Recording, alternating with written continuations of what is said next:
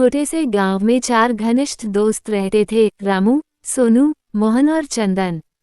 चारों बचपन से साथ खेले कूदे थे, लेकिन उनके स्वभाव एक दूसरे से बिल्कुल अलग थे। रामू बहुत ताकतवर था, उसे अपनी शक्ति पर बड़ा घमंड था।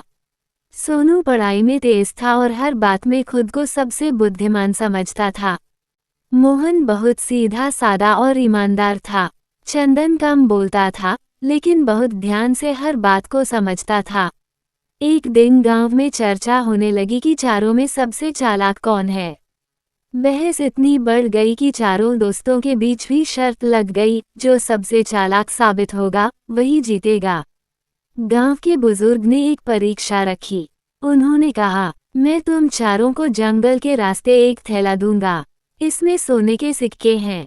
बिना किसी नुकसान के इसे शहर तक पहुंचाना है। रास्ता कठिन है और खतरों से भरा हुआ।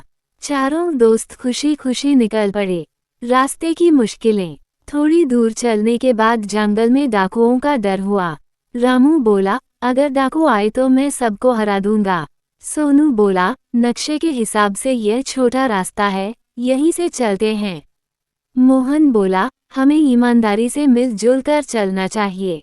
चंदन चुपचाप सब सुन रहा था। थोड़ी देर बाद वे एक संकरे रास्ते पर पहुंचे। सोनू के बताए रास्ते पर चलते ही सामने गहरी खाई आ गई। सब घबरा गए। चंदन ने शांति से कहा, रुको, जरा ध्यान से देखो, ये रास्ता असली नहीं है। डाकुओं ने जानबूझकर बनाया है। उसने पास के पेड़ों के निशान और पैरों के निशान दिखाए। सब समझ गए कि चंदन सही कह रहा है। आगे बढ़ते बढ़ते सच में डाकू आ गए। रामू लड़ने को तैयार हो गया, लेकिन चंदन ने उसे रोक लिया।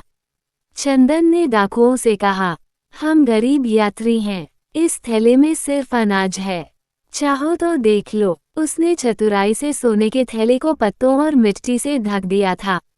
डाकुओं ने थैला देखा, रुचि नहीं ली और चले गए। शहर पहुंचने के बाद बुजुर्ग ने पूरी कहानी सुनी। उन्होंने मुस्कुराकर कहा, ताकत, पढ़ाई और ईमानदारी अच्छी बातें हैं, लेकिन असली चालाकी समझदारी, धैर्य और सही समय पर सही फैसला लेने में होती है। सबने एक साथ कहा, चंदन ही सबसे चालाक है।